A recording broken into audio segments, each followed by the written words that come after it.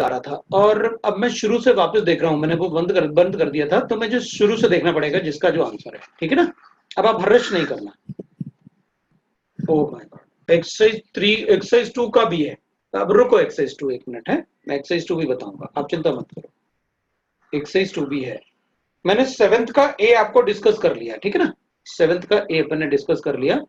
अब 7th का B option मैंने आपको बताया ना, KMnO4 था ना, तो MnO4 में Mn+7 होता है। Mn+7 होगा तो 7 तो वैलेंस इलेक्ट्रॉन थे, तो उसमें एक भी अनपेयर्ड इलेक्ट्रॉन नहीं होगा, इसलिए वो DMG जैसे होगा।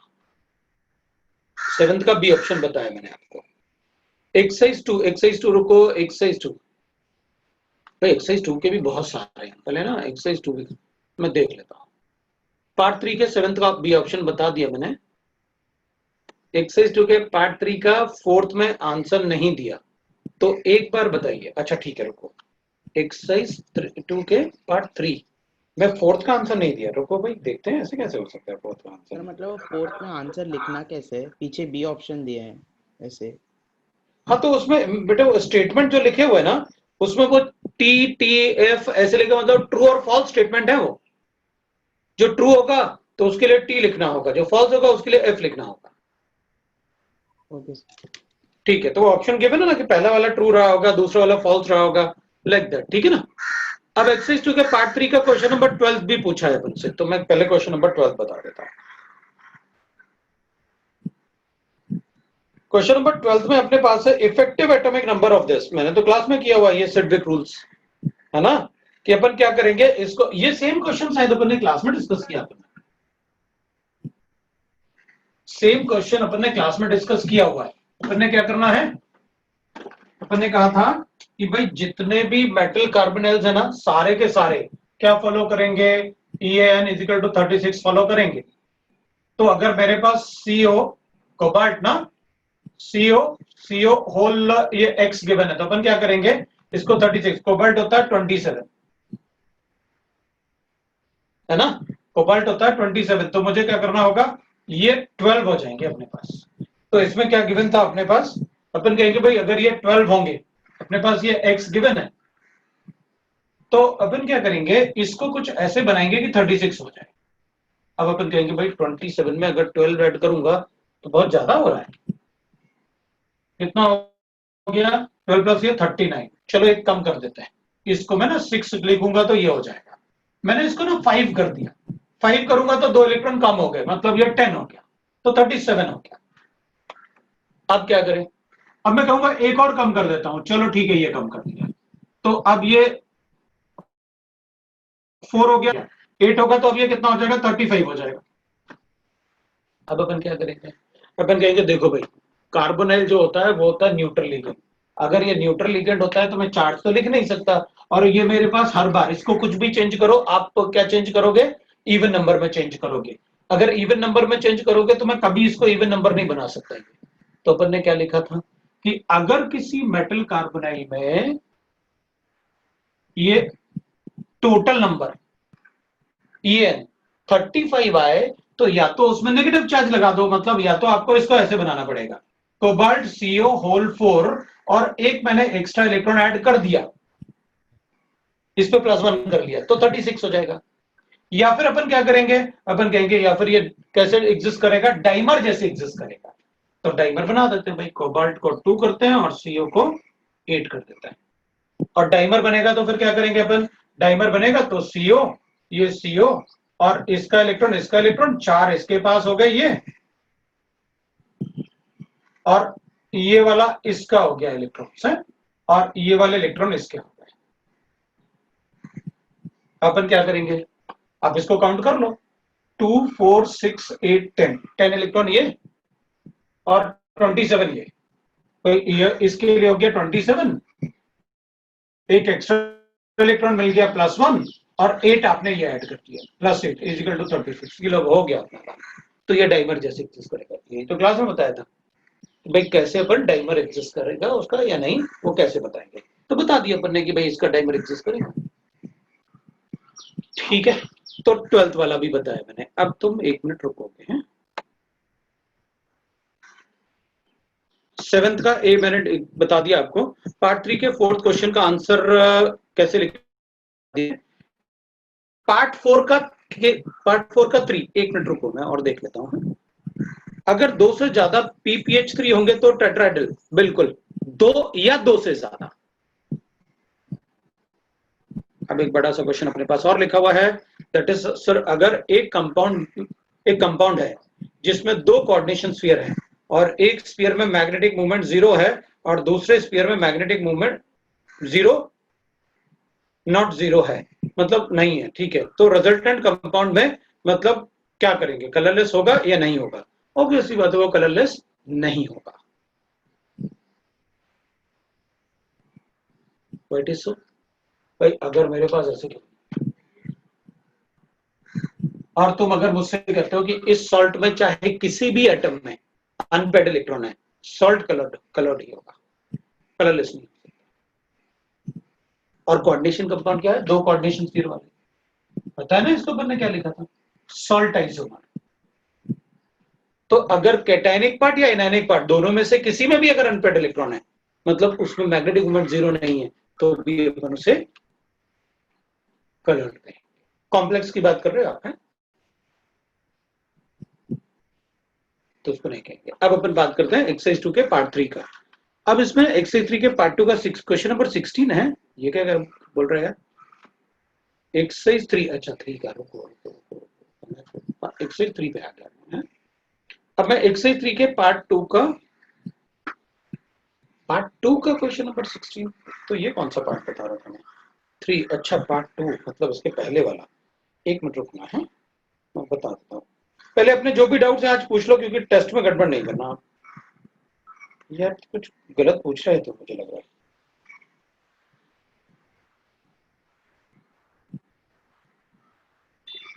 एक्सरसाइज 2 के पार्ट 2 में तो 11 क्वेश्चन है। More than one option correct पूछा तो उसमें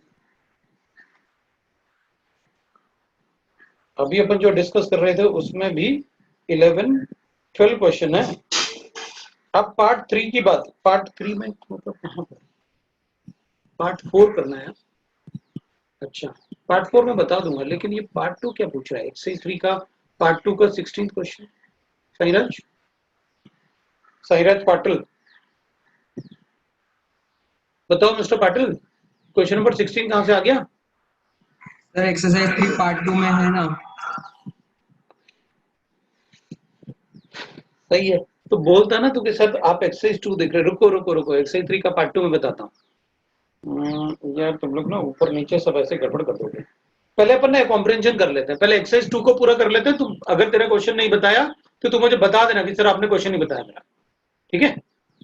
तो पार्ट 3 के क्वेश्चन 1 का भी बी ऑप्शन है। रुको भाई, अभी पार्ट 3 के क्वेश्चन नंबर 1 का भी बी ऑप्शन है अपने पास। एक मिनट में वो भी बता देता हूँ भाई। पार्ट 2 के क्वेश्चन नंबर 1 का बी ऑप्शन, ठीक है? 1 का बी ऑप्शन में गिवन है, दैट इज पेंटाक्लोराइडो नाइट्राइडो N3 नेगेटिव ऑस्मेट। हाँ तो ठीक है ना, नाइट्राइडो इज नाइट्राइड ना, N3 negative. But pentachlorido is this, nitrido is this. एक क्लोरीन पे -1 चार्ज होता है और एक नाइट्राइड पे क्या लिखा है अपन से, ठीक है? तो एक नाइट्राइड मतलब ये होगा, मैग्नीशियम नाइट्राइड होता है ना, Mg2N3, Mg3 है नाइट्राइड, है ना? तो अपने पास ऐसे आया। अब क्या करेंगे अपन, ऐसे आपको अच्छे से पता है कि अगर मैं ऐसे लिखता हूं, दिस इज हाइड्रोजोइक एसिड, तो दिस इज एजाइडाइन। और अगर मैं ऐसे लिखूंगा नाइट्रोजन और -3 लिखूंगा तो इट इज नाइट्राइड। तो इसको अपन कहते हैं क्या? एजाइड। और इसको कहते हैं अपन नाइट्राइड। लो भाई, तो अपन क्या करेंगे, इसमें अपन को गिवन है पेंटाक्लोराइडो और नाइट्राइडो 6, करेक्ट? आयुपेक ने पूछा था इसने अपन से, नाइट्राइडो, ठीक है? तो इसके मल्टीप्लाई बाय 5 कर देता हूं, ये -3 हो जाएगा। तो क्या प्रॉब्लम है इसमें? मुझे समझ में नहीं आया इसमें प्रॉब्लम। ये हो जाएगा ऑस्मियम और Cl5n, तो ये बन गया ना अपने पास, ये -5, ये तो कितना चार्ज है इसमें 6, तो 6 है तो ये तो टोटल 8 होना चाहिए, ये लो, तो करेक्ट है आंसर। क्यों? उसने लिखा ना ऑस्मेट, क्योंकि उसमें -2 चार्ज है। पहले वाले में उसने लिखा हुआ है नाइट्राइडो, लेकिन उसने ऑस्मियम लिखा हुआ है, और जब कोऑर्डिनेशन पेयर पर चार्ज होता है तो अपन को क्या लिखना होता है? नाइट्राइड।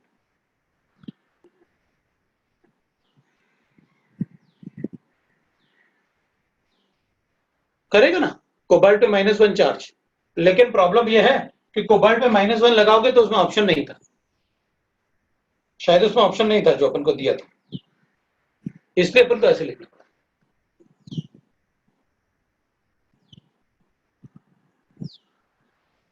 क्योंकि अगर इफेक्टिव नंबर है, फॉलो कर रहा है, तो अपन उसे स्टेबल बताएंगे।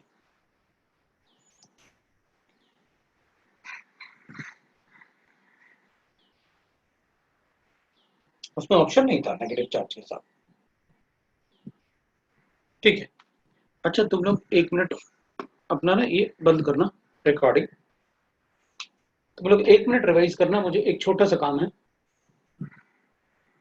5 मिनट बीच में स्टॉप कर लिया, बट अपन फिर शुरू करते हैं। So we are talking about that.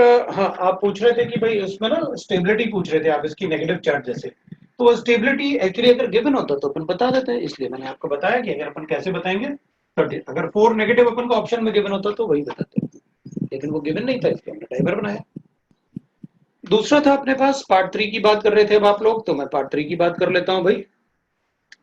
Part 3 में मुझे एक्सरसाइज 2 का पार्ट 3, ठीक है, पार्ट एक्सरसाइज 3 का पार्ट 2। अब पार्ट 4 की बात कर रहे थे, मैं पहले पार्ट 4 बता दूं। पार्ट 4 में कॉम्प्रिहेंशन 1 का 3 एंड 4, ठीक है। तो कॉम्प्रिहेंशन 1 में 3 एंड 4 मैं एक बार चेक कर लेता हूं, 3 और 4 में अगर मुझे जरूरत पड़ेगी तो मैं बताऊंगा। Similarly, if all the ligands of the coordinations we are replaced by NO2, then the magnetic moment of the complex due to spin only। हाँ, तो अपन क्या करेंगे, अगर सारे के सारे स्ट्रॉन्ग लिगेंड होंगे तो पेयरिंग करेंगे, और पेयरिंग करके अपन बता देंगे। क्या था अपने पास? कोबाल्ट था, और उसके बाद अपन ने लिखा था, तो करेक्ट फॉर्मूला पहले आपने बना लिया था। अगर करेक्ट फॉर्मूला बनाया आपने, तो अगर सारे के सारे स्ट्रॉन्ग लिगेंड होंगे तो फिर अपन क्या करेंगे, पेयरिंग कर देंगे। तो उसमें आप कंपाउंड में ना एक काम करो कि ये बता दो कि जो मॉलिक्यूलर फॉर्मूला अपने पास था, उस मॉलिक्यूलर फॉर्मूला से आपने क्या बनाया, और उसमें कोऑर्डिनेशन नंबर 6 में अगर अपने पास सारे ये होंगे ना, NO2 होल 6 तो बना ही होगा आपने, है ना। बस आप मुझे ये देख लेते हैं पर कि उसमें कितना चार्ज था, ऑक्सीडेशन स्टेट कितना था, तो अपन कहेंगे +3। तो ठीक है, ये +3 है, तो अपन बता देंगे भाई कोबाल्ट तो D7 4s2 होता है, तो इसको 0 करो, इसको 6 करो, स्ट्रॉन्ग लिगेंड है, सारे पेयरिंग हो जाएंगे, मैग्नेटिक मोमेंट 0 हो जाएगा। क्यों? D6 होगा तो स्ट्रॉन्ग लिगेंड के केस में अपन कैसे बनाएंगे, आप बना के देख लो, जैसे मैंने आपको बताया, बना के दिखाया हुआ क्लास में। अब ये है, ये आपके पास है, तो पेयरिंग कर दो, और फिर there is no unpaired electron, 0 हो जाएगा मैग्नेटिक मोमेंट, ठीक है ना।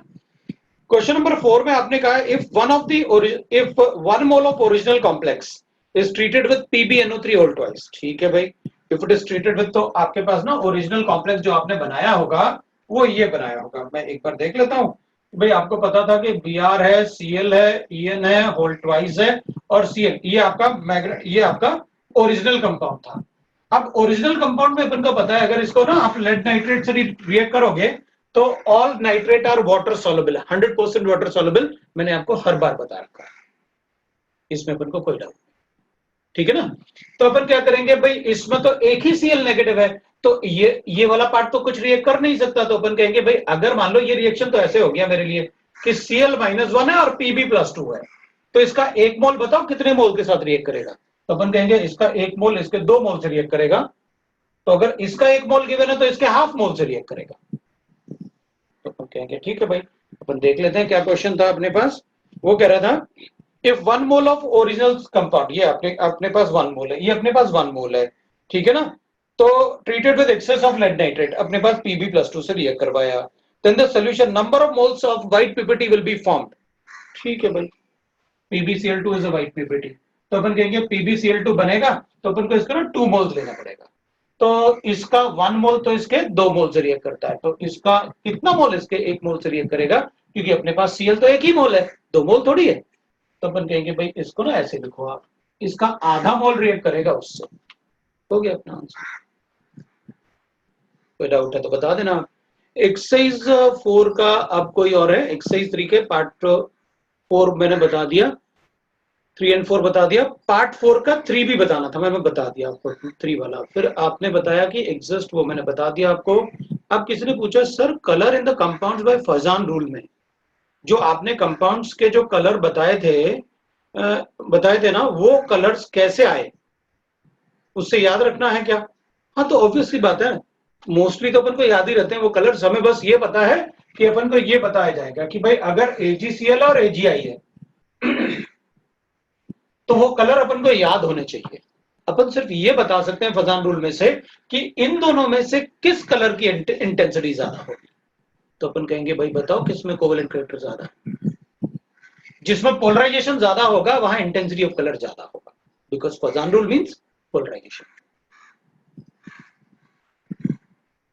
समझ में आया ना? ठीक है, तो सबको समझ में आया। अब अपन एक्सरसाइज 3 के पार्ट 2 के 16 को बता देते हैं इसको, क्योंकि ये कह रहा है कि अपन को एक्सरसाइज 3 के पार्ट 2 का 16 बता दो। तो 3 तो आ गया मेरे पास, मैं पार्ट 3 का 16 देख लेता हूँ। पार्ट 2 का 22 16 आई थिंक ये होगा। मैंने थोड़ा जल्दी से उसको ना वैसे कर्सर को नीचे कर दिया, अगर अलग हो तो मुझे बता देना वो है। वो कह रहा है कि CO2 एसिड डिस्प्लेस, ठीक है भाई अपन को पता है। वो कह रहा है स्ट्रक्चर बताओ इसका, तो पता तो अपन को क्लास में बताया तो कैसे बताते हैं इसका स्ट्रक्चर, अभी तो बताया ना। इसमें DD ओवरलैपिंग है सिग्मा बॉन्ड के लिए, डेल्टा बॉन्ड बनेगा, क्लास में बताया हुआ है। लगता है ये सो रहा होगा उस टाइम क्लास में, मतलब सुबह होती थी ना क्लास, तब उस टाइम हो सकता है। तो अपन ने बताया था कि भाई ऐसे लिखेंगे अपन, ये 4 लिगेंड इसको देते हैं और 4 लिगेंड इसको देते हैं। ये भाई 4 लिगेंड हो गए, तो ऐसे बनाना था अपन को। 8 लिगेंड अपन ने ऐसे डिवाइड कर लिए। अब अपन को एक बात पता था कि 1 2 3 4 5 हमने कहा था कि मोस्ट ऑफ द कॉम्प्लेक्सेस क्या होते हैं, ऑक्टेडल कॉम्प्लेक्सेस होते हैं। तो अपन ने क्या किया, अपन ने कहा था ना किसी एक लिगेंड को ना ब्रिज जैसे बना दो। ऐसा क्यों किया? तो इसके अराउंड हो गए 1 2 3 4 5 6 ऑक्टेडल, इट्स बिकम स्टेबल। अभी ये स्टेबल नहीं है तो इसको ऐसे बना देता हूं। तो 2 कार्बन मोनोऑक्साइड कैसे हो गए, जो 2 कोबाल्ट के बीच में कैसे बिहेव कर रहे हैं, ब्रिज जैसे बिहेव कर रहे हैं। तो अपन क्या करेंगे उसको पढ़ेंगे। अपन से पूछा गया डिस्प्लेस 1 cobalt cobalt bond, ठीक है, it is a delta bond, 4 CO and 4 bridge ligands, no 2 bridge ligands and we'll have 3 on both the side है। So अपन कहेंगे 1 CO bond, बिल्कुल है 1 CO bond, कोई प्रॉब्लम नहीं है। 6 CO, हाँ 6 CO है, बिल्कुल है, बस 2 ब्रिज हो जाए, 2 ब्रिज है तो भी अपना आंसर है। ठीक है, बिल्कुल ठीक है।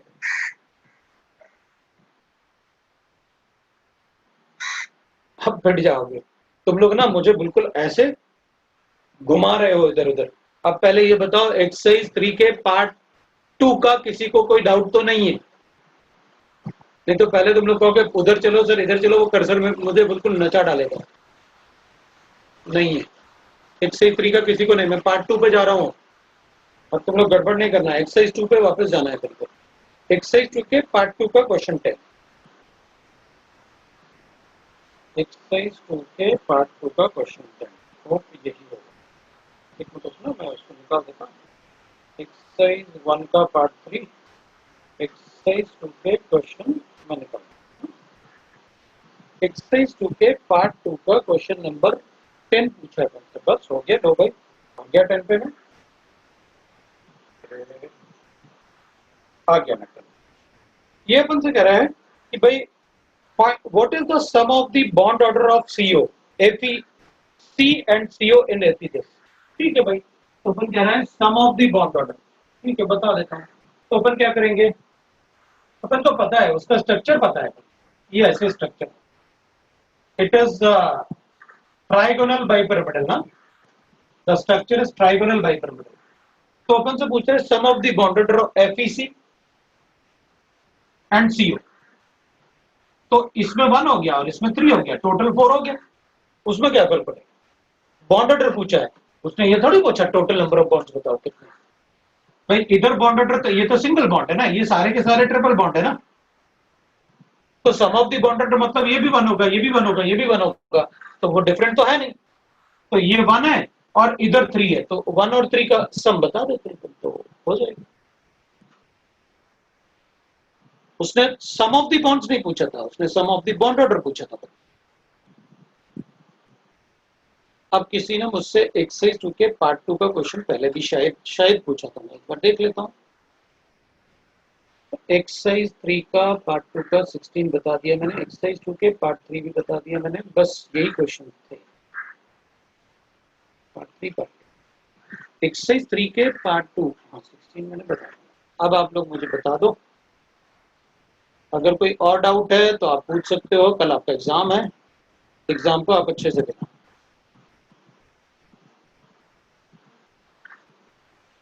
चलो फिर किसी का कोई डाउट नहीं, किसी का और भी कोई डाउट है, एनसीईआरटी से कोई डाउट है, एनी डाउट आप पूछ सकते हो, मुझे कोई प्रॉब्लम नहीं, आप डाउट पूछो बस।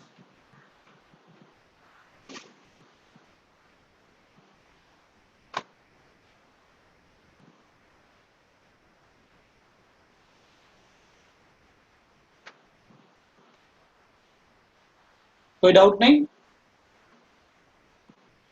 सर तो वो फिर नेक्स्ट पर है कोई डाउट? सर वो व्हाट्सएप पे ग्रुप पे डाला है। अरे यार, तुम लोग ना व्हाट्सएप पे टैब में व्हाट्सएप में ऐड नहीं कर पाया। मैं आज सोच रहा था कि तुम लोग ना, फिर मुझे फोन उठाने जाना होता है, फिर मुझे टैब लेने जाना होता है, सारी चीजें एक साथ रख लेनी चाहिए। मुझे एक क्वेश्चन आया है, C2H4F2 का dipole moment increases with the temperature. दिया है एक क्वेश्चन में, ऐसा क्यों है? ठीक है। ओके सर, C2H4 का मतलब हो गया मेरे पास ऐसे ही।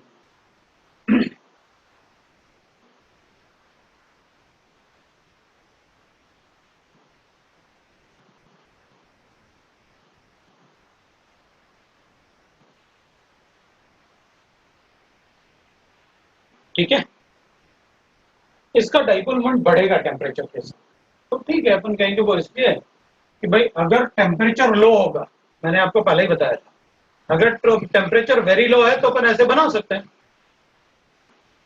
वैसे भी ये एक्लिप्स फॉर्म है, फुली इक्लिप्स फॉर्म तो वैसे भी एग्जिस्ट नहीं करता। अपन को कौन से फॉर्म लेने होते हैं? गॉच फॉर्म और स्टैगर्ड फॉर्म।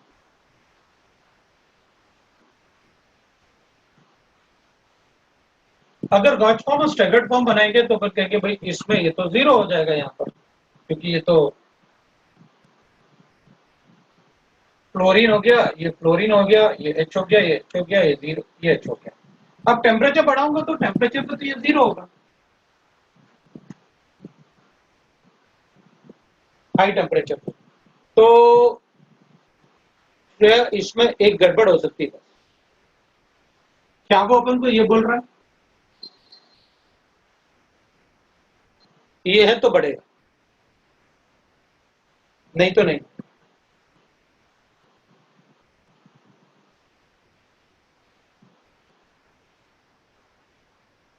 नहीं तो नहीं बढ़ेगा, बिकॉज इसमें प्लस इफेक्ट बढ़ेगा ना। नहीं तो इसमें तो अपन नहीं बता सकते, इसमें अपन तभी बता सकते हैं जब अपन से ऐसे कहा जाए।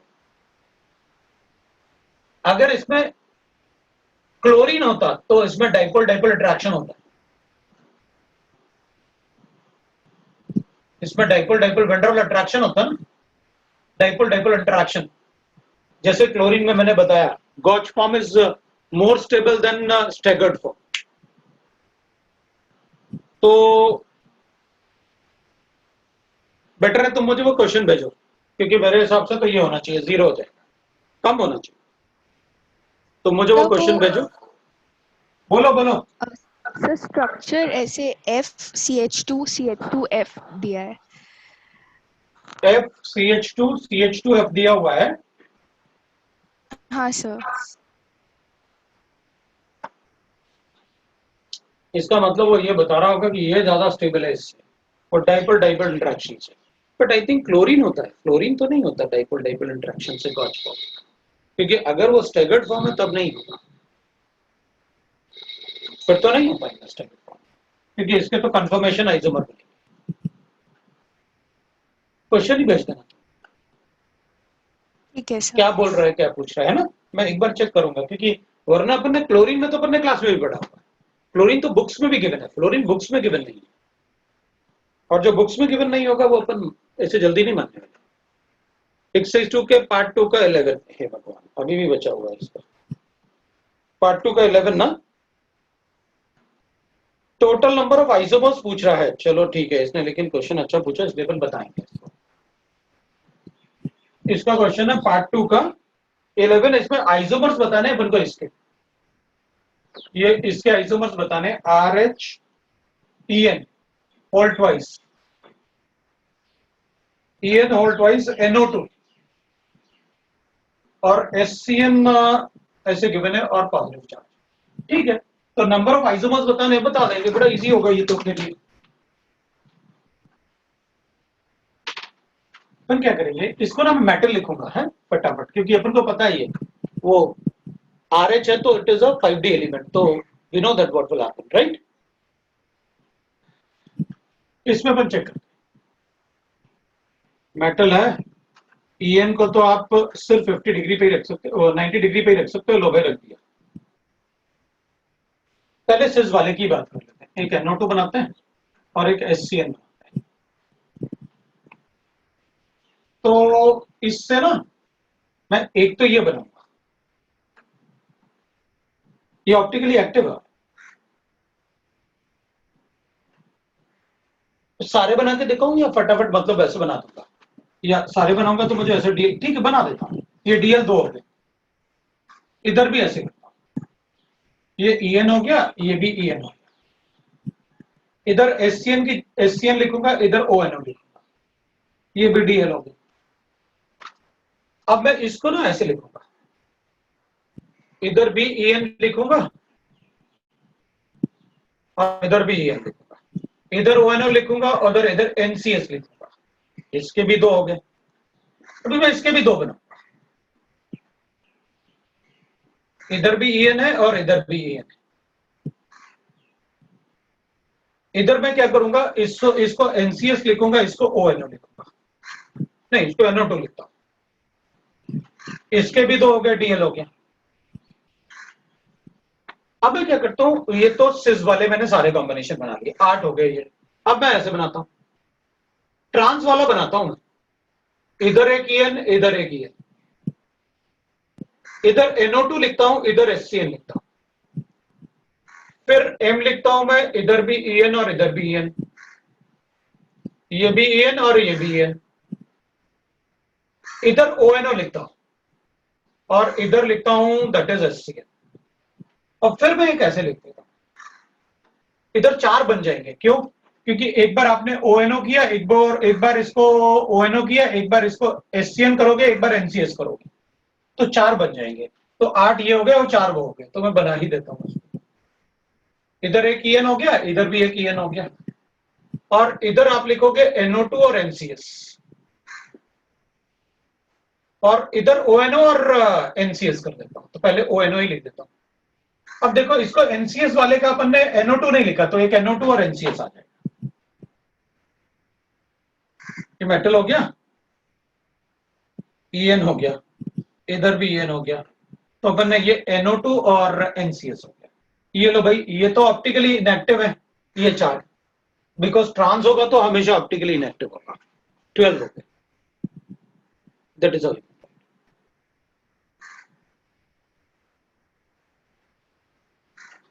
अब अपन नेक्स्ट की बात करते हैं, ठीक है ना।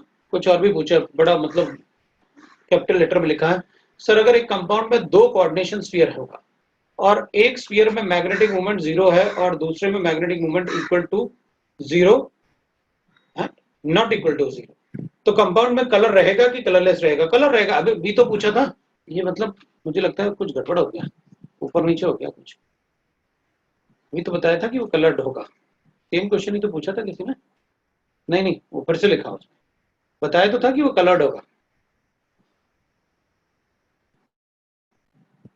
वो कलर्ड कंपाउंड होगा, आइडियल गैस के एक्सरसाइज 3 का पार्ट 1 का 12th क्वेश्चन एक बार बता दोगे क्या? भाई क्वेश्चन भेजोगे तभी बताऊंगा, ठीक है? ये आंसर आ गया भाई 11th क्वेश्चन जिसने पूछा था।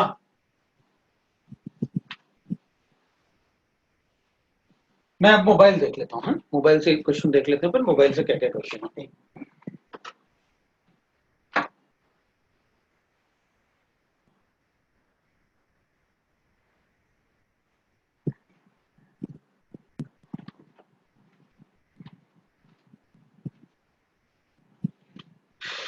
क्वेश्चन आपने भेजा है,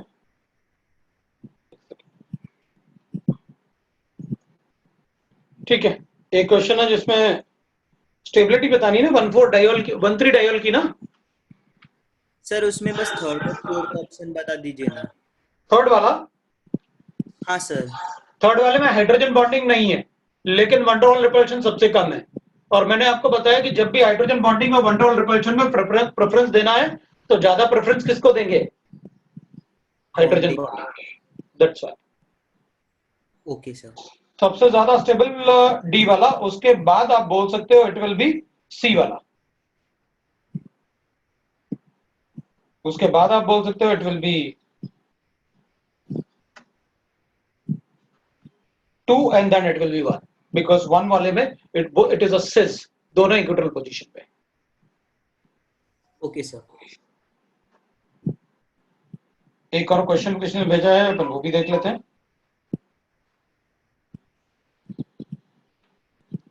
दूसरा क्वेश्चन अपने पास है, that is which of the following statement is correct. मुझे बताया गया anti conformation of this is more stable than gauche. तो वो कह रहे हैं कि भाई ये कंपाउंड का एंटी कन्फर्मेशन जो है it will be more stable than gauche. No, इसका गॉची कन्फर्मेशन ज्यादा होगा। Why it is so? Intramolecular hydrogen bonding. अपन को क्या बताना है? करेक्ट बताने थे, ठीक है। दूसरा कंपाउंड, इसका गॉची कन्फर्मेशन ज्यादा होगा, स्टेबल। मैंने इसको बताया कि इसका गॉची ज्यादा होगा एंटी कन्फर्मेशन से, because of the hydrogen bonding. दूसरा मुझे गिवन है, एक कंपाउंड ऐसे गिवन है, तो अपन सबको पता है। इस केस में भी आप क्या बताने वाले हो मुझे? Anti conformation is more stable than gauche, the reason is gauche conformation is more stable than gauche, ठीक है, ये सही है। रीजन इंट्रामॉलिक्यूलर हाइड्रोजन बॉन्डिंग, ये सही है। गॉची इज ग्रेटर देन एंटी, तो इसमें अपन को कोई प्रॉब्लम नहीं। दूसरा लिखा हुआ है, on increasing the temperature the dipole moment of difluoro increases. वो कह रहा है कि भाई अगर टेम्परेचर बढ़ाऊंगा तो इसका डाइफ्लोरो, ये तो अपन से ये कह रहा है कि on increasing the temperature dipole moment of this will decrease, नहीं इंक्रीज लिखा हुआ है, pure this will increase,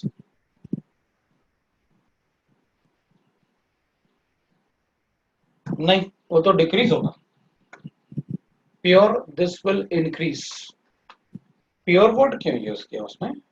pure डाइफ्लोरो ना, इंक्रीज, नो। हमें क्या बताना था? करेक्ट बताने हैं, तो सी ऑप्शन तो नहीं होना चाहिए। In case of 1,4 dihydroxy cyclo, the chair conformer is more stable. In case of 1,4 dihydroxy, the chair conformer is more stable. I think अगर 1,4 होगा तो इसका ये वाला ज्यादा स्टेबल होगा ड्यू टू हाइड्रोजन बॉन्ड। ये लो भाई, ये आना चाहिए। तो आंसर इज बी। सी भी गिवन है इसमें क्या? क्योंकि तभी तो तुम पूछ रहे हो ये वाला कि इसका टेम्परेचर से ज्यादा हो रहा है। हाँ सर, BC दिया आंसर। बी और सी गिवन है, बी तो ठीक है, सी तो ठीक नहीं है, कुछ तो गड़बड़ है। अच्छा, pure this increases,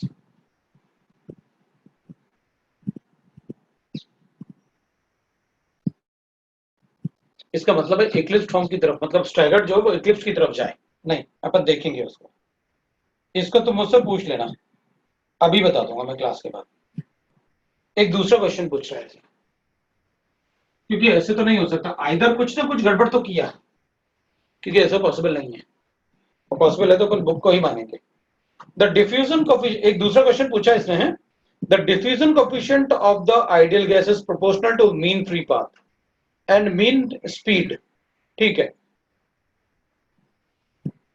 The absolute temperature of an ideal gas has increased 4 times and its pressure increases by 2 times, ठीक है। तो प्रेशर को अपन ने डबल कर दिया और टेम्परेचर को अपन ने 4 टाइम्स बढ़ा दिया, ठीक है। तो काइनेटिक एनर्जी बढ़ जाएगी। तो अपन से पूछा है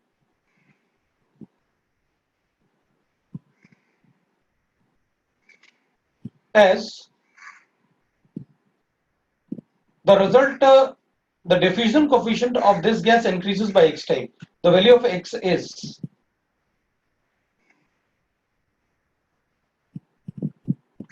नहीं डिफ्यूजन कोफिशिएंट तो अपन से पूछते ही नहीं, लेकिन ये तो अपने सिलेबस से बहुत बाहर है डिफ्यूजन कोफिशिएंट वाला, क्योंकि ये तो मीन फ्री पाथ और उसकी बात कर रहा है, मीन स्पीड की बात कर रहा है, और मीन फ्री पाथ तो अपने सिलेबस में ही नहीं है। मीन फ्री पाथ तो अपने सिलेबस में नहीं है।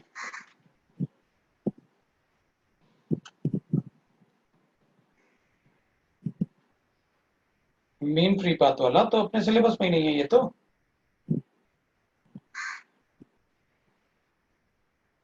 ये केमिस्ट्री में तो नहीं आ सकता, आएगा तो इसमें लिख के देगा वो मीन फ्री पाथ वगैरह सारा कुछ।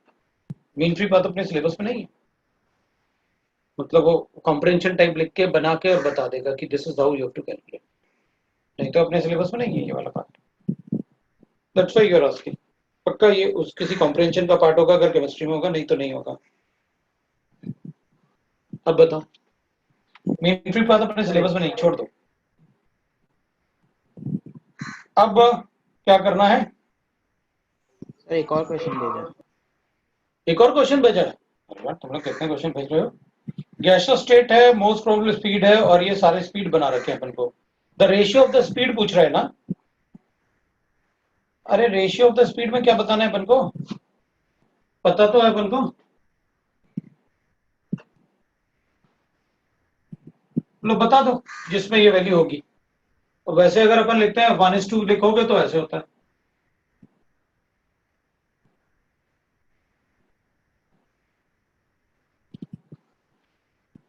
इसको 1 लिखोगे तो ये थोड़ा बढ़ जाएगा, ये और बढ़ जाएगा। तो देख लेते हैं क्या है।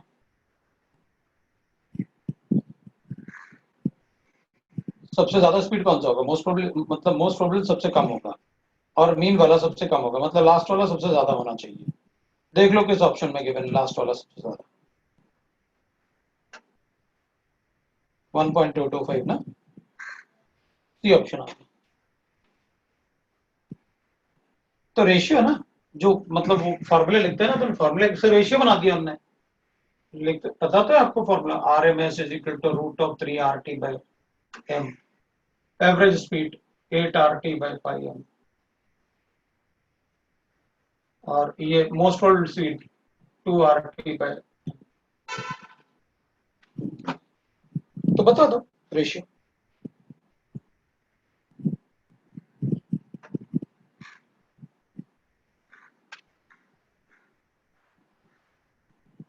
हो गया,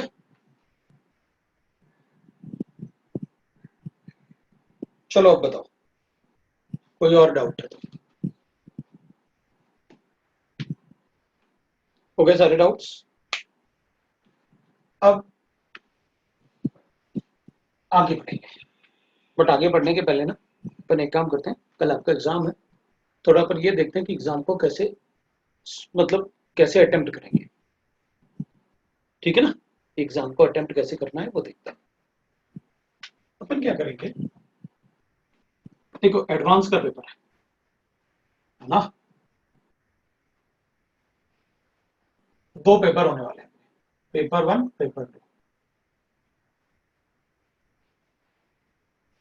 इसमें भी पीसीएम है और इसमें भी पीसीएम। ठीक है, अब ना पहले तो आपको ये चूज करना है कि पहले कौन सा पेपर अटेम्प्ट करोगे। जो आपका सब्जेक्ट स्ट्रांग हो आप उसी को अटेम्प्ट करो,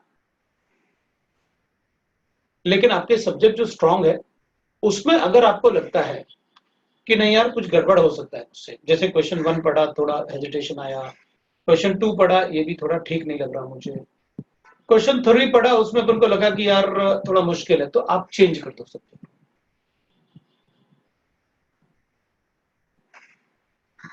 मेरे हिसाब से अपन को सबसे पहले, क्योंकि अब आप 12th क्लास में हो और ऑलमोस्ट अगस्त हमारा खत्म होने वाला है,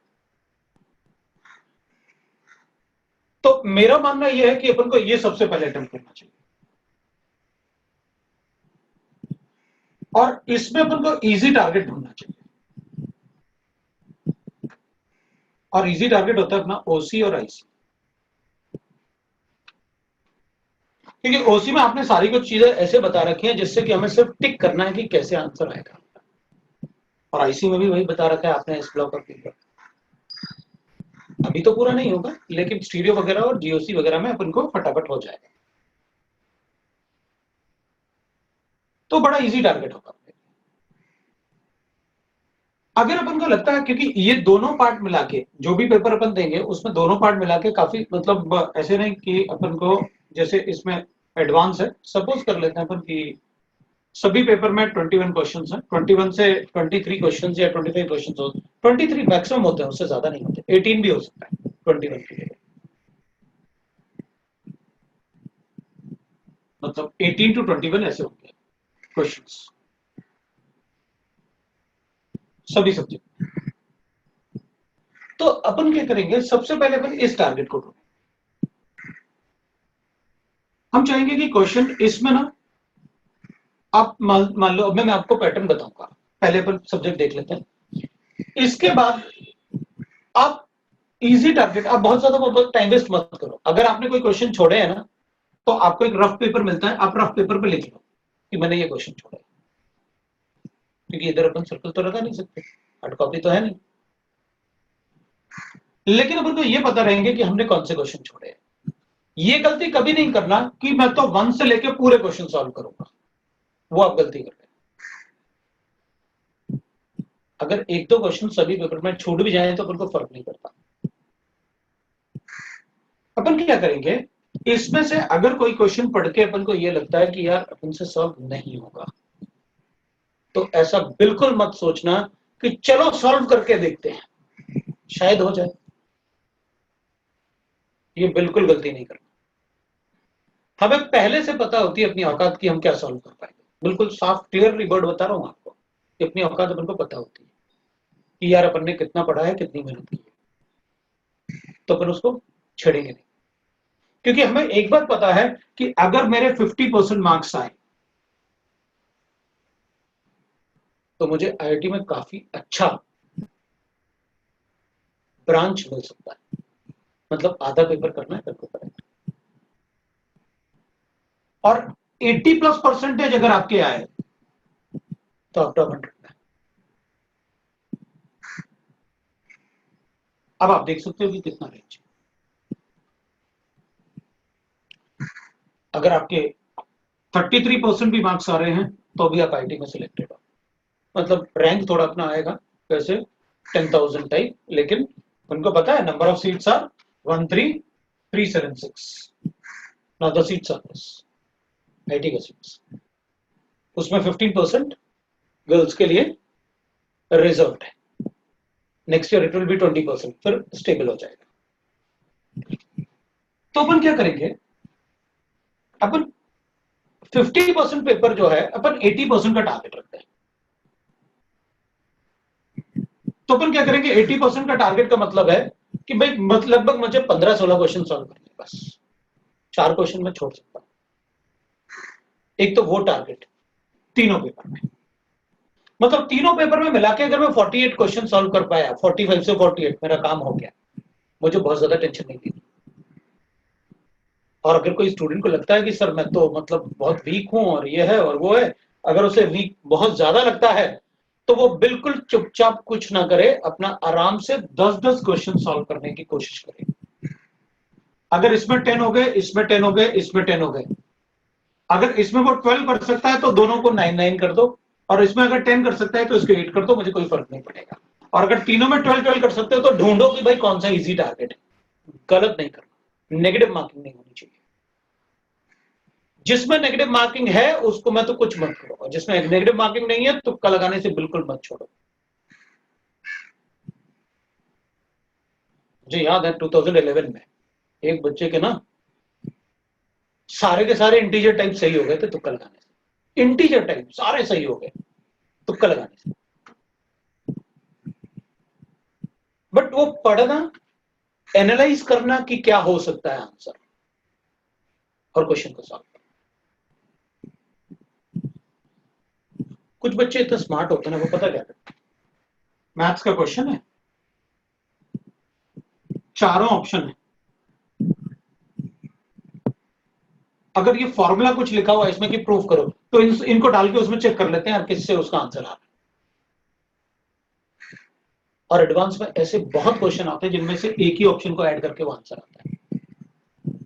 बच्चे मुझसे कहते हैं सर हमने तो सॉल्व भी नहीं किया, इन्हीं में से एक उठाकर उसमें डाल दिया और चेक कर लिया कि कौन सा आंसर। तो अपन इजी टारगेट में क्या करेंगे, क्योंकि केमिस्ट्री में काफी ज्यादा मेमोराइज, मैंने आपको बताया मेमोरी पावर आपका अच्छा होना चाहिए। अभी जो पेपर आते हैं वो मेमोरी पावर से भी कोरिलेटेड होते हैं कि आपको मेमोरी पावर अच्छा होना चाहिए। आप अगर सोचो कि मेरा माइंड बहुत लॉजिकल है और मैं मतलब बहुत इंटेलिजेंट हूं, मेरा दिमाग बहुत चलता है और मैं याद नहीं कर पाता, तो हम लोग खुश हो गए, तुम तो वैसे ही रेस से बाहर हो, रखो अपना लॉजिकल दिमाग अपने घर में। मार्क्स नहीं आएगा तुम्हारा तो क्या करोगे? इसलिए आप ये नहीं बोल सकते कि नहीं मैं बहुत इंटेलिजेंट हूं, मैं मतलब, क्योंकि अब तो जो क्वेश्चन आता है 60% पेपर तो रटने वाला आता है। आपका मेमोरी आपका अच्छा होना चाहिए।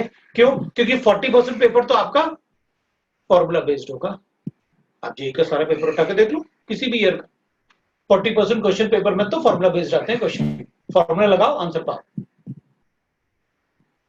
इस टाइप से होता है। और 30% मतलब पेपर ऐसा होता है जो मतलब थोड़ा कंसेप्चुअल होता है। फॉर्मूला वाले में ऐसे भी हो सकता है, फॉर्मूला वाला जो होगा 60% में 40% फॉर्मूला वाला होगा और 20% ऐसे होता है जिसमें एक से ज्यादा फॉर्मूला लग रहा होगा, मतलब आपको सोचना पड़ेगा। 30% ऐसा होगा जिसमें मतलब 20 से 30% ऐसा होगा जिसमें कंसेप्ट बहुत अच्छे होंगे, जिसमें अपन को हेजिटेशन होगा। तो 60% पेपर तो ऐसा है जिसमें फॉर्मूला बेस्ड है, वो तो कर सकते हैं ना, सभी चैप्टर के फॉर्मूला बना लेते हैं।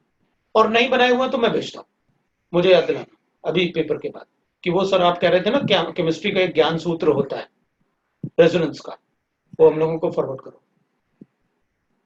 ज्ञान सूत्र में सारे चैप्टर के शॉर्ट वो बने हुए नोट्स, मेरे सब पास शायद फिजिक्स का भी है, केमिस्ट्री मैथ्स उसका भी, मैथ्स का भी ज्ञान सूत्र करके मीडिया सर को फॉरवर्ड करूंगा, वो तुम्हें कर देंगे। फिजिक्स वाला भी मैं जेपीएन सर को फॉरवर्ड कर दूंगा, तुमको भी कर सकता हूँ, कोई प्रॉब्लम नहीं, मना थोड़ी करने वाले हैं वो तो खुद ही कहेंगे कर दो सर, मुझसे अच्छी बात क्या है अगर आपके पास है तो। मेरे पास शायद है, अपन मतलब देखेंगे, मेरे पास रखा हुआ है, शायद रखा हुआ मतलब मेल में है मेरे, तो उसमें सारे चैप्टर के फॉर्म में शॉर्ट नोट्स है, तो बनाई लास्ट रिवीजन के लिए। इजी टारगेट ढूंढो कि पहला कौन सा पेपर करना है मुझे। इसमें बस फायदा ये होता है कि इन दोनों में अपना टाइम बहुत सेव होता है। मैं चाहता हूं कि आप ना इसको, ये तो पहला पेपर है जिसमें मैं बता रहा हूं आपको, 1 आवर सबको दो,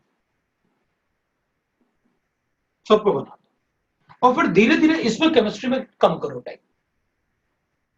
जैसे जैसे ओसी और आईसी का पोर्शन बढ़ेगा ना, इस टाइम को अपन कम करते जाएंगे। पहले 5 मिनट कम करो, फिर 10 मिनट्स कम करो, अल्टीमेटली 15 मिनट से कम ज्यादा नहीं करना। 15 मिनट तो मतलब 45 मिनट तो देने ही देने हैं केमिस्ट्री में, चाहे कुछ भी होता है।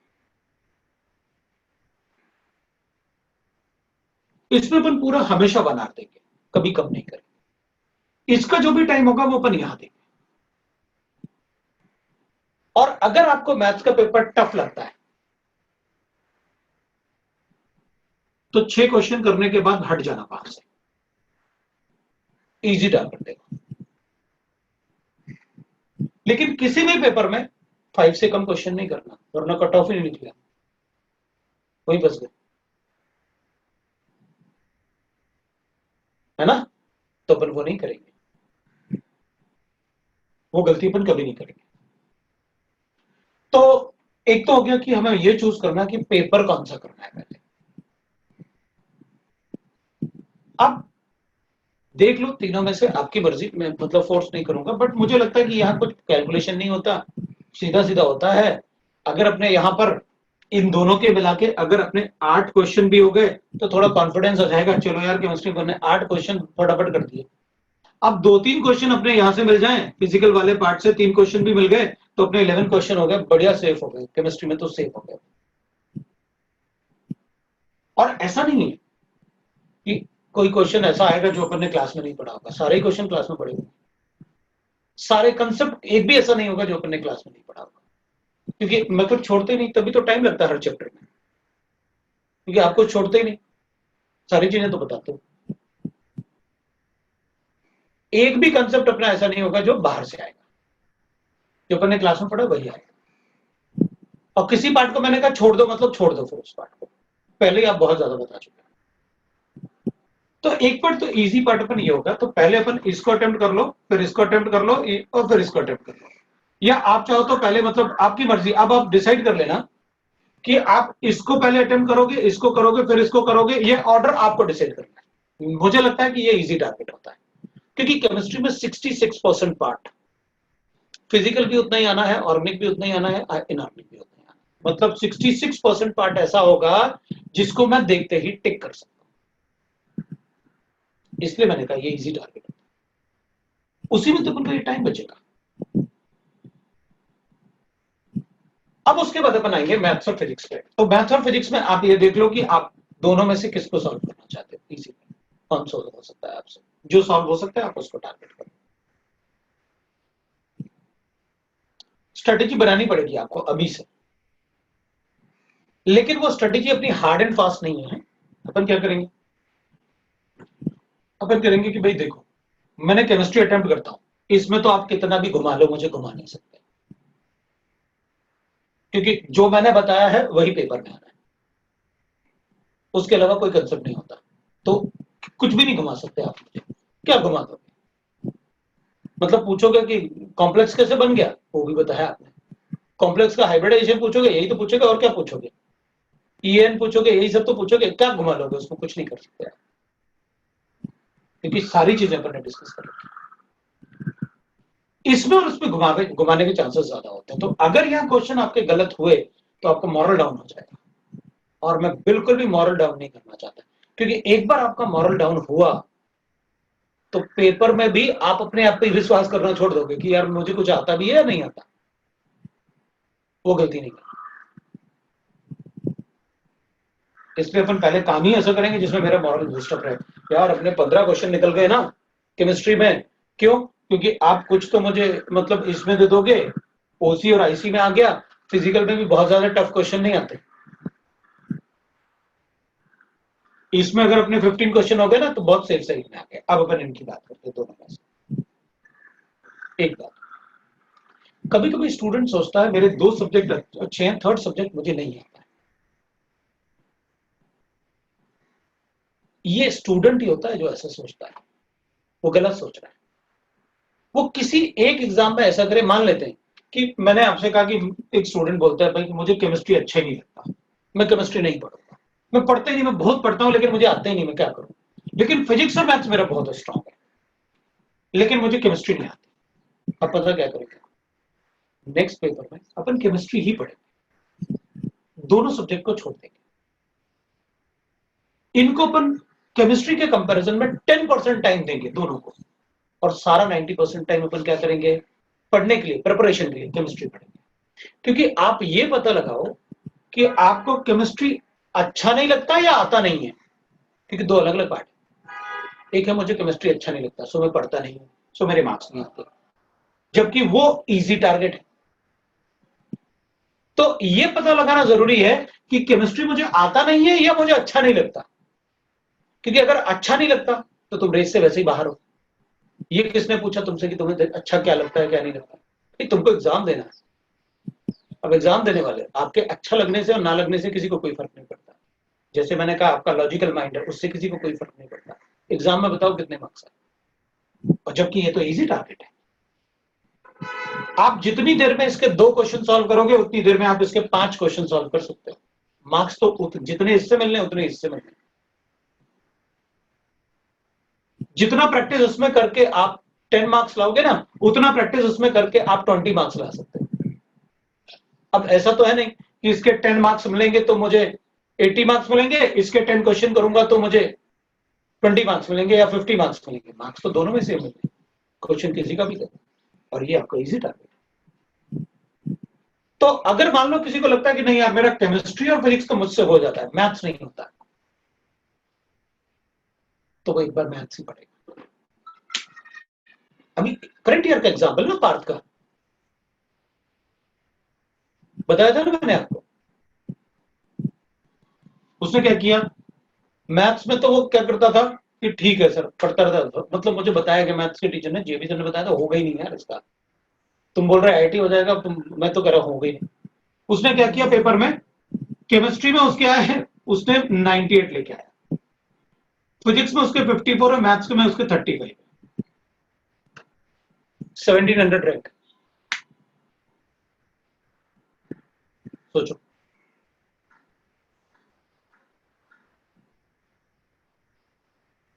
हंड्रेड रैंक है उसकी। वो कहता मुझे तो केमिस्ट्री आती थी, मैंने कर ली, बाकी जितना आता था मैंने किया और बैठ गया, मतलब खत्म हो गया मेरा काम। उसे पता था इजी टारगेट यही है, मेरा काम हो जाए। तो उसका वो इंटेलिजेंट नहीं था, उसका मैनेजमेंट बहुत अच्छा था कि मेरे जो स्ट्रांग पॉइंट है मैं तो उसी पे फोकस करूंगा। उसने किया, गुड सेलेक्ट। और जो बहुत अच्छे बच्चे हैं जो लॉजिकल माइंड बोलते हैं कि मेरा बहुत लॉजिकल माइंड है, वो क्या करेंगे, वो भी यही सॉल्व करेंगे। वो क्या करेंगे, मैथ्स और फिजिक्स में थोड़े ज्यादा ले आएंगे, केमिस्ट्री में उनके ऐसे होंगे 35 जैसे। तो फिर लेकिन उनको मैथ्स और फिजिक्स में कितनी मेहनत करनी पड़ी, प्रैक्टिस करना पड़ा, लॉजिकल समझना पड़ा, ये वो, और वो कोई लॉजिक वॉजिक नहीं समझना, ठीक है यार ऐसे करना है कर देते। तो इस बात का ध्यान रखो कि जो सब्जेक्ट आप, जो टॉपिक आपको नहीं आता, उसके 2 तरीके होते हैं। एक तो आप उसे पढ़ते नहीं, इसलिए आप कहते हैं मुझे आता नहीं। दूसरा, आपको अच्छा नहीं लगता। ये किसने पूछा कि तुमको अच्छा लगता है या नहीं लगता? हम में से किसी को पढ़ना अच्छा नहीं लगता, फिर भी करते हैं ना, पढ़ते तो है ना अपन। भाई हम में से कोई ऐसा नहीं होगा जिसको पढ़ना अच्छा लगता है। आपको याद पता है कि कोई अगर ये बोल दे कि मुझे पढ़ना अच्छा लगता है तो उससे बड़ा झूठ कोई नहीं बोलता, ठीक है ना। तो लेकिन फिर भी अपन को पढ़ना है, क्यों, लाइफ बनानी है भाई, आईटी करना है। अब ऑर्गेनिक केमिस्ट्री में पढ़ रहे हैं भाई, acidic strength, intramolecular hydrogen bonding, हमें क्या फर्क पड़ता है उससे, फिर भी पढ़ रहे हैं क्योंकि एग्जाम देना है। तो उस बात का ध्यान रखो। एक तो ये स्ट्रेटेजी बनाओ, और मेरे हिसाब से आपको केमिस्ट्री पहले अटेम्प्ट करके फटाफट उसमें जितना बनता है अपन कर लेंगे। तो एक तो ये पार्ट ध्यान रखो, ठीक है ना। अब दूसरा पार्ट चेक करते हैं। अब पेपर का जो पैटर्न होगा ना, जैसे पीसीएम अपन को आने वाला है पेपर में, ठीक है ना, तो अपने लिखा भाई पीसीएम है अपने पास। अब पेपर में क्या होगा, पेपर का पैटर्न देखो। एक तो होगा 1 ऑप्शन करेक्ट, दूसरा होगा more than 1 option correct, third होगा मैच द फॉलोइंग, फोर्थ होगा कॉम्प्रिहेंशन, और फिफ्थ होगा इंटीजर। अब इनमें से भी कॉम्बिनेशन बनेगा है, हो सकता है किसी पेपर में सिर्फ ये हो बस, फिर तो अपन फंस गए। यही अपनी स्ट्रेटेजी शुरू होती है। अब इसको अपन लास्ट में चेक करेंगे तो क्या करना चाहिए। अब पेपर में ना इस टाइप से बनेगा, अगर 1 ऑप्शन करेक्ट है तो उसमें इंटीजर होंगे और कॉम्प्रिहेंशन भी होगा। अगर पेपर ऐसा है, इन्हीं से का कॉम्बिनेशन बनेगा। अगर पेपर ऐसा है तो अपन सबसे पहले सॉल्व करेंगे ये, फिर ये, और फिर ये अपना ऑर्डर होगा सॉल्व करने का। तो ये भी तो वन ऑप्शन इसी से सॉल्व कर लेते हैं। नहीं, कॉम्प्रिहेंशन सॉल्व करने से पहले आप क्या करोगे, थोड़ा थ्योरी पढ़ोगे, उसके हिसाब से क्वेश्चन सॉल्व करोगे, आपका दिमाग रिलैक्स हो जाएगा। उसके बाद आप इंटीजर टाइप सॉल्व करोगे, आपका थ्योरी फिर रिवाइज हो गया इंटीजर टाइप में, अब आप इसको सॉल्व करो। केमिस्ट्री में कोशिश करो, वैसे अपन आंसर चेंज कर सकते हैं उसमें। जब ऑफलाइन होता था तब मुझे लगता था कि केमिस्ट्री में कभी भी अपन जो फिल करते ना, उसको लास्ट में ही फिल करेंगे, क्योंकि केमिस्ट्री में कई बार क्या होता है कि अपन को इसको पढ़ने के बाद पता चलता है कि यार ये कंसेप्ट यहां भी यूज होता है, उसे अपन को चेंज कर लेना चाहिए। क्योंकि जो क्वेश्चन यहां बनाया हुआ है उन्होंने, हो सकता है उससे यहां भी क्वेश्चन बनाया हो, तो कई बार अपन को क्वेश्चन चेंज करना होता है, आंसर चेंज करना होता है। तो वो पार्ट भी ध्यान रखो कि मैं यहां पर क्या सॉल्व कर रहा था, यहां पर क्या सॉल्व कर रहा था, और यहां पर क्या सॉल्व कर रहा हूं। पहले ये सॉल्व करो, फिर ये सॉल्व करो, फिर ये सॉल्व करो। ये आपका सॉल्विंग स्ट्रेटेजी होनी चाहिए। अब एक दूसरा स्ट्रेटेजी होता है जिसमें अपन को गिवन होता है match the following and more than one option.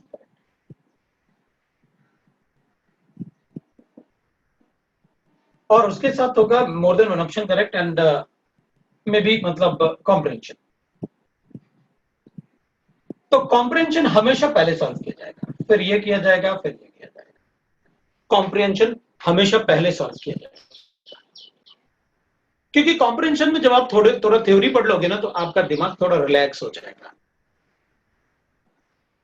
जो आपके पास एग्जाम फोबिया था ना, थोड़ा कम हो जाएगा। जो एग्जाम फोबिया था ना, वो अपना काम हो गया। फिर जब क्वेश्चन बनने लगे तो अपन को कॉन्फिडेंस आना शुरू हो गया। एक बार आपका कॉन्फिडेंस शुरू हो गया ना, फिर आप match the following, match the following में आपका क्या करो, अगर 3 मैच द फॉलोइंग वाले हैं तो उससे ज्यादा इजी तो कुछ हो ही नहीं सकता। आप मैच द फॉलोइंग में सॉल्व करने का तरीका जो होता है, मैंने आपको क्लास में बताया भी है। पहले आप ए को सॉल्व करो, सबसे मैच करो, फिर बी से सॉल्व करो, फिर सबसे मैच करो, फिर सी से सॉल्व करो, फिर सबसे मैच करो। तुम्हारी आदत क्या होती है,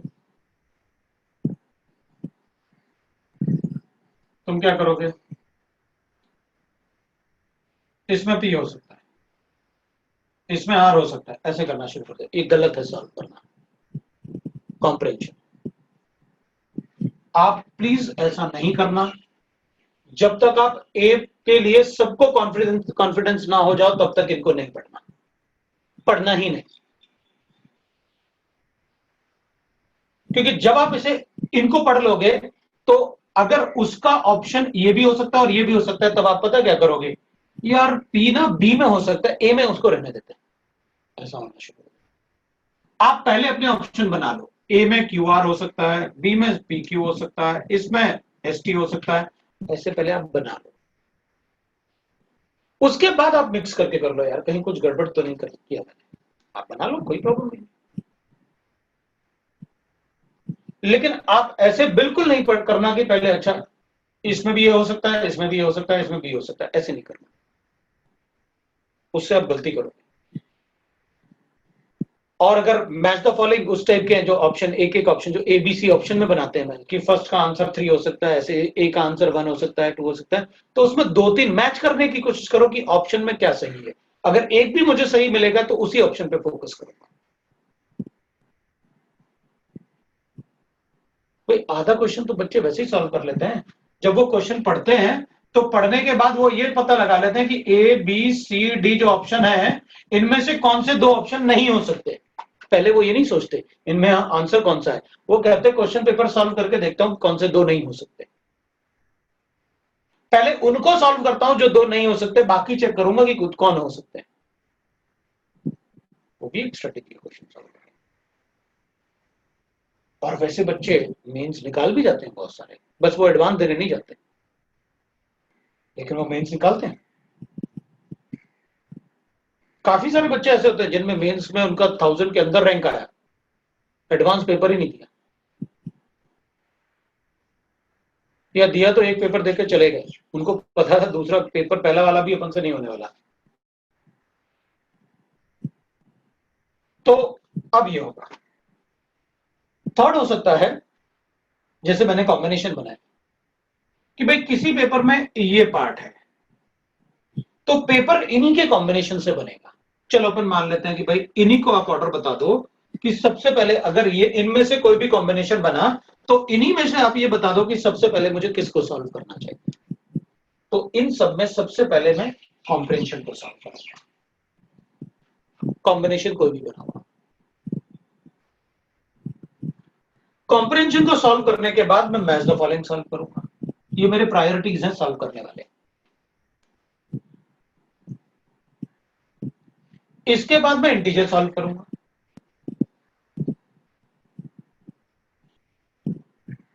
फिर मैं वन ऑप्शन सॉल्व करूंगा।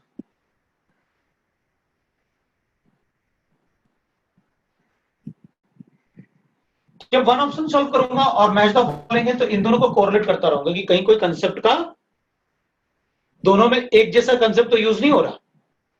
तो अगर जरूरत पड़ेगा तो आंसर चेंज कर लूंगा, क्योंकि केमिस्ट्री में इंफॉर्मेशन बहुत होता है। जब मैं ऑर्गेनिक का पेपर सॉल्व क्वेश्चन सॉल्व करूंगा ना, पहले ऑप्शन पे नजर डालता हूं तो आप चाहते क्या मुझसे करवाना, ऑप्शन तो बनाओगे ना। और ऑप्शन देख के ये चेक कर लूंगा कि यार पॉसिबिलिटी क्या है, उसके बाद आंसर दूंगा। और लास्ट में मैं सॉल्व करूंगा सेकंड।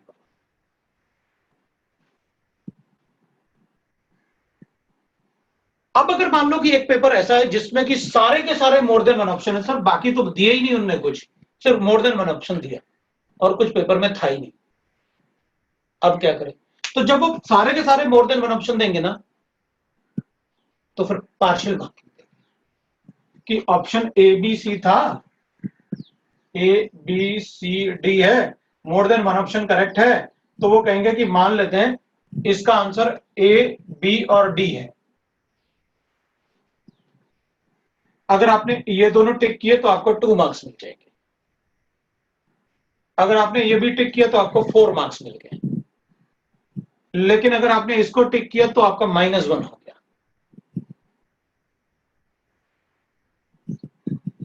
लेकिन अगर आपने ये टिक किया और ये आंसर था अपना तो अपन कहेंगे अब मुझे 1 मार्क्स मिल जाएगा।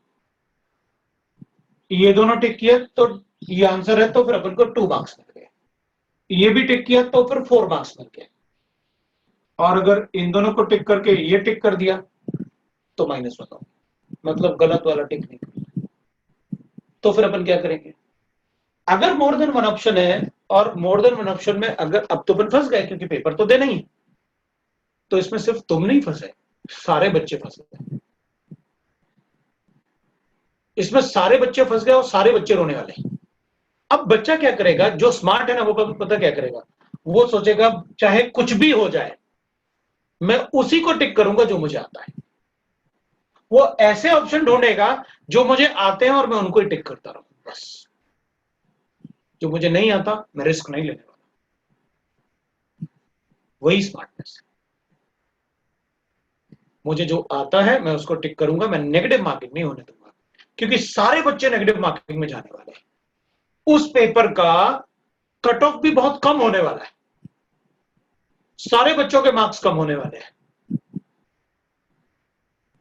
जो बच्चा वहां पर अच्छा मैनेजमेंट कर लेगा कि भाई मैं तो वही टिक करूंगा जो मुझे आता है, मैं रिस्क नहीं लेने वाला एक भी क्वेश्चन, चाहे मैं 20 में से 8 क्वेश्चन ही करके आऊं, लेकिन उतना ही करूंगा जितना मुझे आता है, बस वही स्टूडेंट करेगा, वो सही था, क्योंकि उसे पता है सारे बच्चे बाहर होने वाले। ये बात को ध्यान रखो। वैसे बहुत कम करते हो, अगर करेंगे तो कई बार ऐसे करते हैं पेपर 1 में सारे मोर देन वन ऑप्शन देते। सारे मोर देन वन ऑप्शन में क्या होता है, बच्चा डर जाता है, चाहे वो कोई भी, मैं खुद भी डर जाऊंगा अगर सारे मोर देन वन ऑप्शन है। क्यों? क्योंकि मेरे दिमाग में तुरंत आ जाएगा यार एक भी गलत हुआ तो मेरा गया काम, मेरा क्वेश्चन जाने वाला है। तो मुझे क्या करना होगा, बड़ा कूल रह के ना मुझे ये सोचना चाहिए कि यार अगर मोर देन वन ऑप्शन है तो मेरे लिए थोड़ी दिया उन्होंने दुश्मनी लेके, तो सबके लिए दिया, सारे बच्चे परेशान होंगे उसमें। तो क्या किया जाए? स्मार्टनेस। जितने क्वेश्चंस हैं, अगर 20 क्वेश्चंस हैं तो मल्टीप्लाई कर दो 4 से। 80 सेंटेंस हैं मेरे पास। 80 सेंटेंस करने मुझे। 80 में से अगर मैंने 40 सेंटेंस मेरे करेक्ट कर दिए तो मेरा काम हो गया। मैं एक भी गलत टिक नहीं करने वाला, क्योंकि बहुत सारे स्टूडेंट रिस्क लेंगे कि यार मैं 75% तो श्योर हूं, 25% नहीं हूं, बस वो वहां गलती करेगा। इसलिए more than one option correct बहुत कम आता है। अगर आया तो पार्शियल मार्किंग 100%। पार्शियल मार्किंग से अपन वही करेंगे, हमारे सिर्फ हमारे लिए थोड़ी दे रहे, वो सबके लिए दे रहे। वो तो ये भी देखते हैं ना कि पेपर 1 को टफ दे दो, और शुरू के 5 क्वेश्चन जो है वो उनको एकदम, शुरू के 5 क्या 4 क्वेश्चन एकदम टफ दे दो। पहला क्वेश्चन नहीं आया, बच्चा सोचेगा पता नहीं कैसा पेपर बनाया। दूसरा क्वेश्चन नहीं आया, घबराना शुरू। थर्ड क्वेश्चन अगर नहीं आया ना तो गर्ल्स तो रोना शुरू कर देंगे, मैंने कुछ पढ़ा ही। बॉयज सोचेंगे यार इस बार तो अपना गया, कुछ नहीं होने वाला। जो इंटेलिजेंट होगा वही कर पाएगा। और फोर्थ क्वेश्चन अगर नहीं आया तो सारा डिमोरलाइज हो गया। अगर मुझे 2 क्वेश्चन नहीं बने, 1 2 3 3 क्वेश्चन नहीं आए, पेपर चेंज कर दो फट से। मैं सब्जेक्ट चेंज कर दूंगा पेपर में। मैं मैथ्स कर रहा था, मैं फिजिक्स करना शुरू कर दूंगा या केमिस्ट्री करना शुरू कर दूंगा, लेकिन डिमोरलाइज नहीं होना। या तो आप क्या करो, छोड़ो ना, मेरा यही सब्जेक्ट तो स्ट्रांग था, मुझसे 3 नहीं बने, ये बैक साइड से करना शुरू कर दो। क्यों? वो जानबूझ के देंगे ऐसे क्वेश्चन ताकि तुम्हारा दिमाग खराब हो जाए। वो एग्जामिनेशन टेम्परामेंट भी तो देखना है तुम्हारा। तुम क्या सोच रहे हो पैटर्न चेंज करते हैं हर बार, उसका रीजन क्या है? यही तो रीजन है। Test check the examination temperament of the student, उसका कितना टेम्परामेंट है। पहला पेपर टफ दिया, दूसरा पेपर एकदम इजी।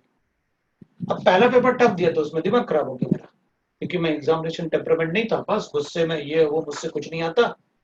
बाहर आए और वो पूरा टाइम इसी पेपर को डिस्कशन में लगाया कि मेरे से ये गलत हुआ, मुझसे ये गलत हुआ, इस पे फोकस ही नहीं किया। और सेकंड पेपर इजी हुआ, इसमें पूरा दिमाग खराब करके आ गए। अब उस पेपर को क्या दोगे आप? जो भी दिमाग खराब, कूल माइंड। अगर 1 2 3 क्वेश्चन आपके वो है, टफ है, क्योंकि टफनेस आप मैथ्स और फिजिक्स में कर सकते हो। टफनेस केमिस्ट्री में क्या टफनेस कर लोगे? उसी और आईसी में क्या टफनेस कर लोगे? जो लिखा हुआ है वही है, जो सर बताएंगे कंसेप्ट वही हमें आएगा। उसके अलावा तुम कोई कंसेप्ट पूछ ही नहीं सकते मुझसे। आप देख लो कितना शीट सॉल्व करोगे, कोई भी बुक सॉल्व करोगे, कोई भी पेपर दोगे आप, मिलेंगे यही कंसेप्ट जो मैंने बताया, चाहे कुछ भी। तो उसमें क्या कर लोगे आप? केमिस्ट्री में कोई ट्विस्ट नहीं ला सकते आप, आपको वही पूछना होगा जो बताया मुझे क्लास में। मैथ्स फिजिक्स में कर सकते हो। इसलिए मैंने कहा था केमिस्ट्री को पहले अटेम्प्ट करके अपना मूड खराब होने नहीं देना। दूसरे पेपर में देखा चलो नहीं हो रहा है, नहीं आ रहा, कोई बात नहीं, ढूंढते हैं क्वेश्चन। सर ने बताया था कि अगर एक पेपर आपका बहुत अच्छा हो गया, दूसरे पेपर में 8-10 क्वेश्चन करो, आप छोड़ दो। 4 नहीं बने कोई बात नहीं, अभी 16 है ना। वो एग्जामिनेशन टेम्परामेंट,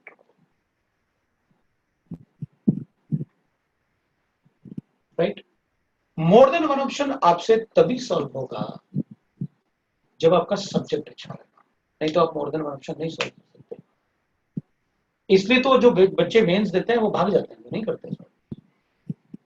और कंपटीशन है ही कितने बच्चों में? मैक्सिमम 2 लाख।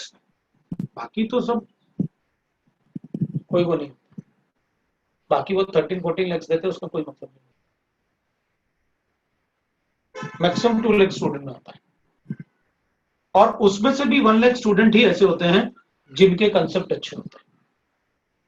बाकी 1 लाख कंसेप्ट, इनमें से 1 लाख बच्चे ऐसे भी होते हैं जिनके 8 9 10th के कंसेप्ट अच्छे नहीं होते, तो वो बेचारे परेशान होते हैं, वो काफी हार्ड वर्क करके इधर तक आते हैं, 1 लाख बनाते हैं। तो इसलिए आप ज्यादा टेंशन मत लो। और इस बार तो और अच्छा है अपने लिए। इस बार तो जो ये बच्चे थे ना, जो हार्ड वर्किंग बच्चे थे बहुत ज्यादा, वो तो बेचारे पढ़ ही नहीं पा रहे कोविड की वजह से। जो ऑनलाइन अपन पढ़ ले रहे हैं, अपन ऑनलाइन पढ़ के फिर बाद में रिवीजन के बारे में भी सोच रहे हैं, वो तो पढ़ ही नहीं पा रहे। जो हार्ड वर्किंग बच्चा है वो तो फैसिलिटीज है ही नहीं उसके पास। 80% स्टूडेंट है जो नहीं पढ़ पा रहे हैं, it is only 20% student who are study.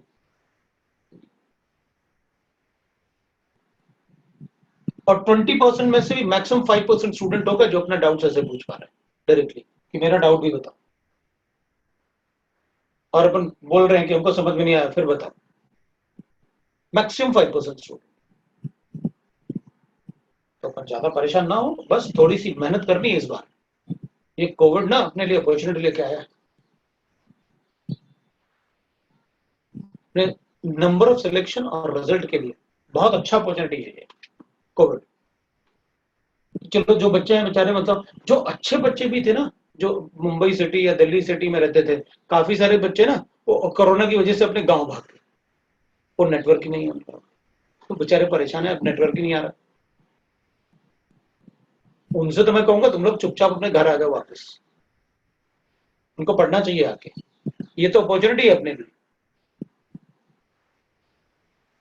ठीक है, वो तो कोविड की वजह से बन गया, ऐसा नहीं था कि अपन तो चाहते थे कंपटीशन हो, हमें क्या फर्क पड़ता है। लेकिन आपकी स्ट्रेटेजी यही होनी चाहिए पेपर में कि आप ऐसा कभी मत करो कि मैं तो क्वेश्चन नंबर 1 से लेके ना पूरा लास्ट क्वेश्चन तक सॉल्व करूंगा सारे क्वेश्चन। ऐसे नहीं करना, ये गलत है स्ट्रेटेजी, वो स्टूडेंट गलत कर रहा है। आप पेपर में देखो, इंस्ट्रक्शन पढ़ो, जो इंस्ट्रक्शन गिवन है सीरियसली इंस्ट्रक्शन पढ़ो, और इंस्ट्रक्शन में ही पढ़ के देख लो आप कि मुझे क्या क्या पेपर में आया हुआ है, किस क्वेश्चन से किस क्वेश्चन से, वो इंस्ट्रक्शन में लिख लो आप पेज पे। उसके बाद आप शुरू करो कि पहले मुझे क्या सॉल्व करने के लिए सबने कहा, आप उस टाइप से सॉल्व करो। ये स्ट्रेटेजी रखो और पेपर सॉल्व। और हमेशा चेक करो कि कौन सा ऑप्शन नहीं हो सकता, वो भी एक अच्छी स्ट्रेटेजी है। आपके पास जो सब्जेक्ट नॉलेज है उससे आप ये देखो कि कौन सा ऑप्शन नहीं हो सकता, उसके हिसाब से क्वेश्चन सॉल्व। ठीक है, चलो फिर ये इस टाइप से आप क्वेश्चन को सॉल्व करो, और फिर मुझे बताना कि नेक्स्ट क्लास में डिस्कस करेंगे कि कैसे आपने क्या किया, मतलब क्या क्या फेस किया तुमने, से क्या क्या फेस आपने किया, कैसे किया, तो फिर उसको चेक करेंगे।